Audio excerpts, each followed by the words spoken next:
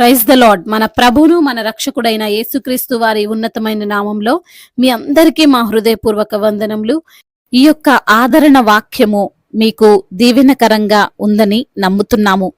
కనీసము ఈ వాక్యమును ఒక 10 మందికైనా షేర్ చేయగలరని దేవుని పేరట మనవి చేసుకుంటున్నాము.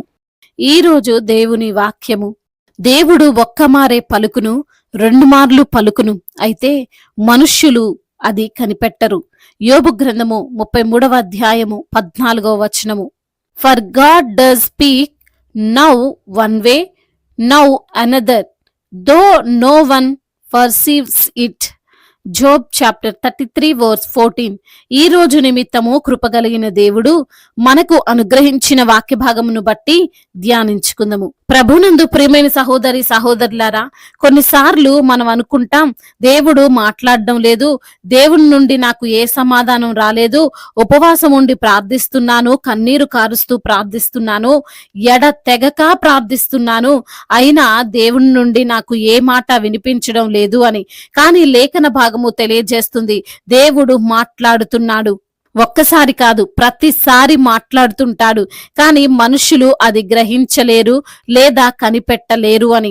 అవును, దేవాతి దేవుడైనటువంటి దేవుడు, సజీవుడైనటువంటి దేవుడు, ఆయన అద్భుత కార్యాలు చేసే దేవుడు, ఆయన మాట్లాడగలడు, ఆయన తన ఉనికిని చాటగలడు, ఆయన ఉన్నాడు అని ప్రతి సందర్భంలో నిరూపిస్తూనే ఉంటాడండి. లేఖన భాగము సెలవిస్తుంది, ఆకాశములు ఆయన మహిమను వివరిస్తున్నవి, అంతరిక్షములు ఆయన పనిని ప్రచురపరచుచున్నవి అని. ఆకాశం వైపు చూసినప్పుడు మనము అర్థం చేసుకోవాలి, ఇంత గొప్ప ఆకాశమును ఏ మనుషుడైనా సృజించగలడా? అది దేవునికి సాధ్యం కదా. అంతరిక్షములోని ఆ యొక్క గ్రహములు, నక్షత్రములు, ఆ అగాధము, ఆయన పని ఎలా ఉంటుందో చాలా తేట తెల్లగా మనకు చూపిస్తున్నాయి. ఇవన్నీ చూశాక కూడా దేవుడున్నాడా, ఆయన మాట్లాడతాడా, ఆయన వింటాడా అనే పిచ్చి ప్రశ్నలు అడిగేవారు మన మధ్య ఉంటారు కదండి.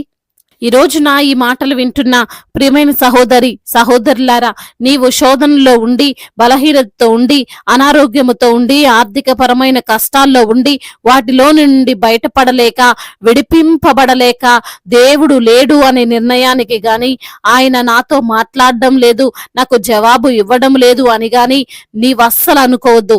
ఎందుకంటే నీవు ప్రార్థన చేసిన ప్రతిసారి ఆయన మాట్లాడుతూనే ఉంటాడు. ఆయన నీకు సమాధానం ఇస్తూనే ఉంటాడు. నీవే దానిని గ్రహించలేకపోతున్నావు.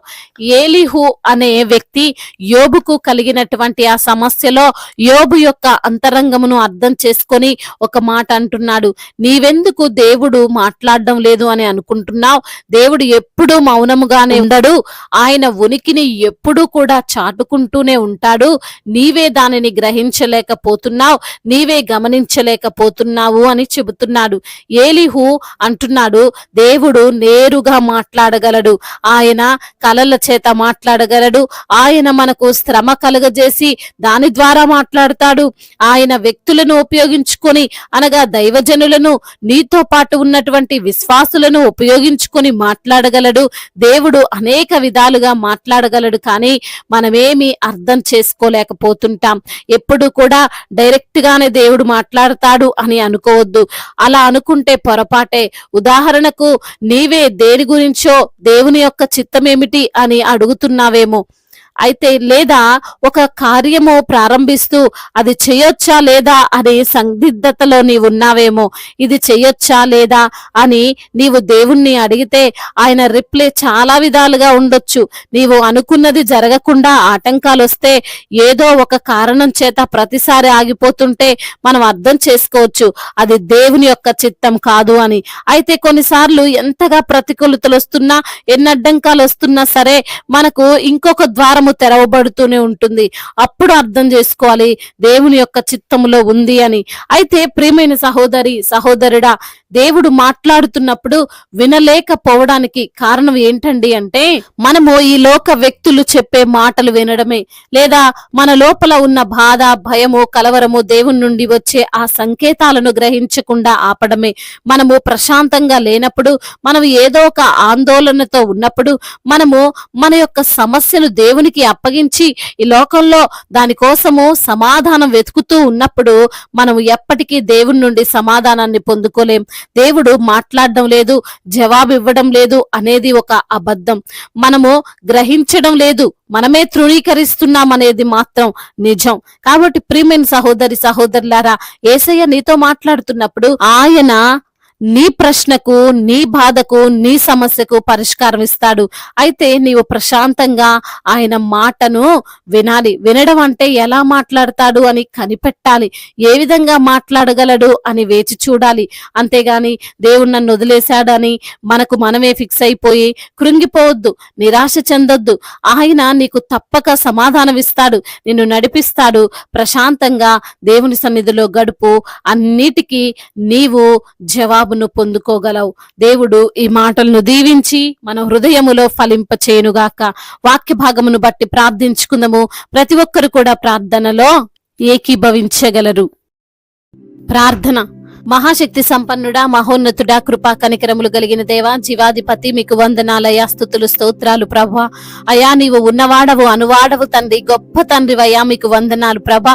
ఈ రోజు నా వాక్యము ద్వారా మీరు మాతో మాట్లాడారు. అవును ప్రభా, మీరు మాతో మాట్లాడగల దేవుడు అని, మమ్మల్ని తండ్రి బలపరచగలిగినటువంటి దేవుడు అని, మా అవసరతలు తీర్చగలిగినటువంటి దేవుడు అని, మేము చేసే ప్రతి ఒక్క తండ్రి మనవులు మీరు వింటారని, విని మాకు సమాధానం ఇచ్చి మీరు ఒకరి ద్వారా మాట్లాడతారని ప్రభా, ఈ రోజున లేఖనము ద్వారా సూటిగా తేటగా మాతో మాట్లాడి మమ్మల్ని ధైర్యపరిచి బలపరిచినందుకు స్తోత్రాలు చెల్లిస్తున్నాం తండ్రి. ఎందరైతే బిడ్డలు ఈ రోజున నా తండ్రి వాక్యమును విని ప్రార్థనలో ఏకీభవిస్తున్నారో ప్రతి ఒక్కరిని మీరు పేరు పేరున దీవించండి అయ్యా. వారికి ఉన్న ఇరుకులు, ఇబ్బందులు, శోధనలు, శ్రమలు, వేదనలు, బాధలు అన్నిటి నుంచి కూడా మీరు విడుదలను అనుగ్రహించండి తండ్రి. అనారోగ్యముతో బాధపడుతూ మరి తండ్రి మంచాన పడి ఉన్నటువంటి ప్రతి బిడ్డను మీరు లేవనెత్తండి. ఏ రోగముతో, ఏ బలహీనతతో, ఏ వ్యాధితో వారు ఉన్నప్పటికీ ప్రభా, ఆ వ్యాధి బాధల నుండి, ఆ యొక్క రోగము నుండి, ఆ బలహీనత నుంచి విడుదల దయచేయండి. మీ శక్తి చేత వారిని నింపండి, మీ బలము చేత వారిని నింపమని బ్రతిమిలాడుకుంటున్నాము తండ్రి. అదే విధంగా నా తండ్రి, ఈ ఎందరైతే బిడ్డలు తండ్రి ఉద్యోగము లేక బాధపడుతున్నారో వారికి మంచి ఉద్యోగాన్ని దయచేయండి అయ్యా. చేతి పని లేక మరి తండ్రి ఇబ్బందులు పడుతున్న బిడ్డలను మీరు జ్ఞాపకం చేసుకొని వారి యొక్క చేతి పనిని స్థిరపరచండి తండ్రి. అయా ఇంటర్వ్యూలో వారు సెలెక్ట్ అవ్వడానికి సహాయం చేయండి. మరి తండ్రి గవర్నమెంట్ జాబ్స్ కొరకు కూడా ప్రిపేర్ అవుతున్నటువంటి బిడ్డలను కూడా మీరు జ్ఞాపకం చేసుకోండి. అప్పుల భారాలతో కృంగిపోతున్న ప్రతి బిడ్డకు తండ్రి ఆ అప్పుల ఊబి నుండి విడుదల దయచేయండి తండ్రి. అప్పు తీర్చుకునే సామర్థ్యాన్ని, జ్ఞానాన్ని మీరు వారికి అనుగ్రహించండి తండ్రి. చిన్న బిడ్డలను కాచి కాపాడండి. యవన బిడ్డలందరికీ మీరు తోడుగా ఉండండి. యవన వయసులో ఆ గేమ్స్ కి ఎడిక్ట్ అయిపోకుండా, ఆ మొబైల్స్ కి ఎడిక్ట్ అయిపోకుండా ప్రభా మంచిగా వారు చదువుకొని ఉన్నతమైన స్థానములో ఉండడానికి కృపను అనుగ్రహించండి ప్రభా. అదే విధంగా నా ప్రభా వివాహాల విషయంలో ఈ యొక్క చిత్తాన్ని వారికి బయలుపరచండి ప్రభా. సాటి అయిన సహకారాన్ని వారికి మీరు అనుగ్రహించమని బ్రతిమిలాడుకుంటున్నాం. కుటుంబంలో సమస్యలు, కుటుంబంలో విభేదాలు, భార్యాభర్తల మధ్య తండ్రి అయా గొడవలు, వీటన్నిటి నుంచి కూడా విడుదల దయచేయండి. శాంతి కలిగిన కుటుంబముగా, సమాధానము కలిగిన కుటుంబముగా, ఐక్యత కలిగినటువంటి కుటుంబముగా ప్రతి ఒక్క కుటుంబం ఉండడానికి సహాయం చేయండి. కోర్టు సమస్యల నుండి విడుదల దయచేయండి. భూతగాథ సమస్యలన్నిటి నుంచి కూడా మీరు విడిపించండి ప్రభా. అనాథలను, అభాగ్యులను ఆదుకునే దేవుడవు తండ్రి. విధవరాల పక్షముగా వాద్యమాడే దేవుడవు తండ్రి. ప్రతి ఒక్కరికి మీరు తోడై ఉండండి ప్రభా. ఎందరైతే బిడ్డలు ఈ రోజున ప్రయాణాల్లో ఉన్నారో వారి యొక్క ప్రయాణం అంతటినీ సుఖముగా, సౌఖ్యముగా, క్షేమకరంగా ఉండునట్లుగా కృప చూపించండి ప్రభా. అదే విధంగా ప్రతి ఒక్కరు మిమ్మల్ని తెలుసుకోవడానికి, అదే విధంగా మీ నామములో ప్రార్థించడానికి, మీ సన్నిధిలో మోకరించడానికి, మీ సన్నిధిలో ఆనందించడానికి కృపను అనుగ్రహించండి తండ్రి. అదే విధంగా ప్రభా గృహము లేక బాధపడుతున్న బిడ్డలకు సొంత గృహాన్ని దయచేయండి అయ్యా. అధికారులను దీవించండి.